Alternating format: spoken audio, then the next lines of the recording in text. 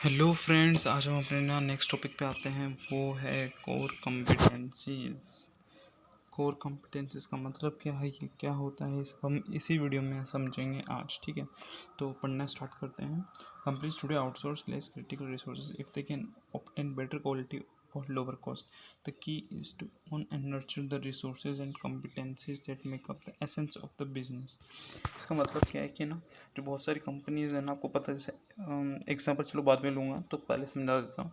जो कंपनीज हो क्या कर रही है आजकल ना, आउटसोर्स कर देती है जो लेस क्रिटिकल रिसोर्स, मतलब कि जो ज़्यादा इंपॉर्टेंट रोल प्ले नहीं करते किसी प्रोडक्ट में, उनको क्या करते हो, आउटसोर्स कर देते हैं, या उनको कोई भी कर सकता है, या जो आउटसोर्स कर रहे हैं उनसे कोई कंपनी से बेटर क्वालिटी में बना के दे रहे हैं, कम कॉस्ट में बना के दे रहे हैं उसी क्वालिटी का, तो क्या करते हैं, वो पर्टिकुलर चीज़ वो लेस क्रिटिकल रिसोर्स जो आउटसोर्स करते हैं दूसरी कंपनीज को बनाने के लिए दे देते हैं।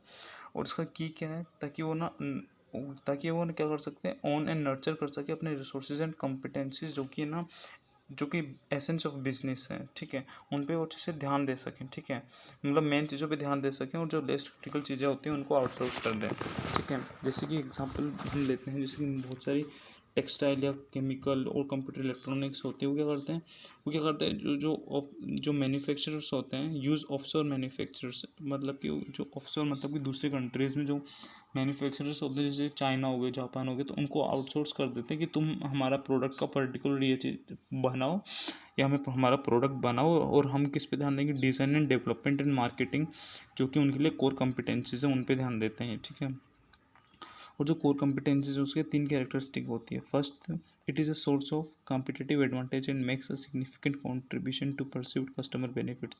मतलब कि पहली बात तो ये कॉम्पिटिटिव एडवांटेज होता है कंपनी का, पर्टिकुलर दूसरी कंपनी से कंपेयर करें तो, और ये सिग्निफिकेंट कॉन्ट्रीब्यूशन प्ले करता है किसी भी कस्टमर बेनिफिट्स में। ठीक है, second, it has applications in a wide variety of market, और इसके एप्लीकेशन किस में, वाइड वेराइटी ऑफ मार्केट्स में। ठीक है, एंड तीसरा, it is difficult for competitors to imitate, मतलब कि बाद में डिफ़िकल्ट हो जाता है कंपिटिटर्स के लिए वो आपको कॉपी कर सकें। ठीक है, कैसे, जैसे कि हम एप्पल की बात करें, एप्पल क्या करता है, अपने जो भी बनाना होता है ना उन सबको आउटसोर्स कर देता है, वो खुद सिर्फ डिज़ाइन और उन सब पे ध्यान देता है।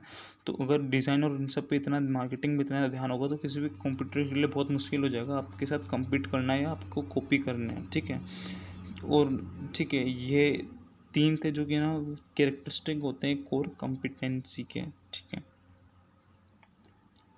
उसके बाद में हम नेक्स्ट आते हैं कम्पिटिटिव एडवांटेज। या सो नेक्स्ट पे आता है जो competitive advantage, also a companies distinctive capabilities और excellence in broader business processes. ठीक है, इसमें क्या बोला, जो कम्पिटिटिव एडवांटेज होता है, ठीक है, वो क्या करते हैं, कंपनीज करता है डिस्टिंक्टिव कैपेबिलिटीज़ और excellence in broader business processes, कि आपको एक डिस्टिंक्टिव कैपेबिलिटीज़ दे देता है, एक्सीलेंस देता है इन ब्रॉडर बिजनेस प्रोसेस, जो बिजनेस प्रोसेस होते हैं उन सब के अंदर कॉम्पिटिटिव एडवांटेज। ठीक है, Wharton's George sees market-driven organization as excelling in three distinctive capabilities। एक जो वॉर्टन्स जॉर्ज डे है, ये क्या बोलते हैं कि जो मार्केट ड्राइवन ऑर्गेनाइजेशन होती है वो एक्सेल कर रही है तीन डिस्टिंक्ट कैपेबिलिटीज़ में। ठीक है, वो कौन कौन सी, एक तो market sensing, customer linking and channel bonding. In terms of market sensing, they believes tremendous opportunities and threats, often being as weak signals from the periphery of a business. He suggests systematically developing peripheral business by asking three questions related to learning from the past, evaluating the present, and envisioning the future।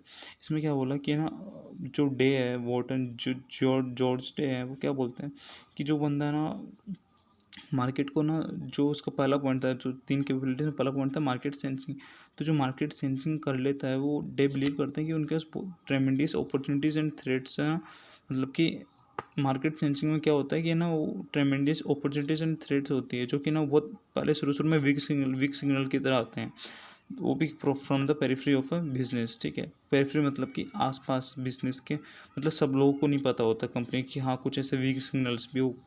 Customer जैसे कुछ product घटिया bad quality के बारे में complaint करता है, कुछ service change करने के लिए कंप्लेंट करता है, तो उसकी पेरिफ्री ऑफ बिजनेस में होता है, वो पूरा सेंट्रल में नहीं आ पाता है। ठीक है, तो ये क्या होता है, वीक सिग्नल्स होते हैं, ठीक है। सो ये क्या सजेस्ट करते हैं कि systematically developing peripheral vision by asking 3 question, कि आपको ना सिस्टमेटिकली डेवलप करना चाहिए अपना पेरिफेरल विजन। 3 क्वेश्चन पूछिए जो कि है learning from the past, past से लर्न करना, प्रेजेंट को इवेल्युएट करना, and envisioning the future, future को अच्छे से देखना कि आगे क्या होने वाला है, ठीक है।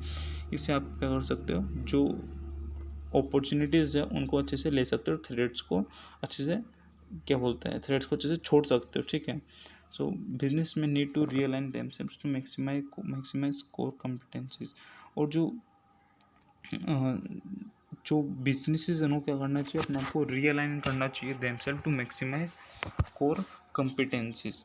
रियलाइनमेंट, और जो रियलाइनमेंट है उसके भी 3 स्टेप है। फर्स्ट है रीडिफाइनिंग द बिजनेस कंसेप्ट और big idea, reshaping the business scope sometimes geographically, and repositioning the companies brand identity.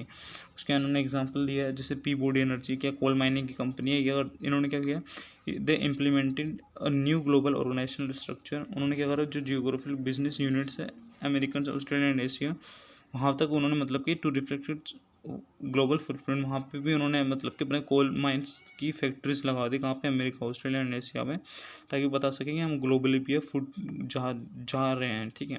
Changes in business fortunes often necessitate realignment and restructuring as Panasonic and other Japanese technology and electronic companies. मतलब कि changes in business Fortune, मतलब कि business की जो income है, उस particular business की जो इनकम है, ठीक है, या बिजनेस के जो उस पर्टिकुलर बिजनेस का जो मनी है बचा हुआ है, ठीक है, वो भी नेसेसिटेट करता है रियलाइनमेंट एंड रिस्ट्रक्चरिंग को। जैसे एग्जांपल दिया पैनासोनिक और अदर जापानीज इलेक्ट्रॉनिक कंपनीज के बारे में, ठीक है। उसके बाद पैनासोनिक का एग्जांपल, उसके बाद पैनासोनिक का पूरा पैराग्राफ है, इसको एक बार आप रीड कर लेना, ठीक है। उसके बाद में सो हम कल जो अगली वीडियो में जो पढ़ेंगे वो होगा हमारा the central role of strategic planning, ठीक है। सब आपको समझ में आ गया होगा, किसी को कोई भी डाउट हो कमेंट सेक्शन में पूछ लेना।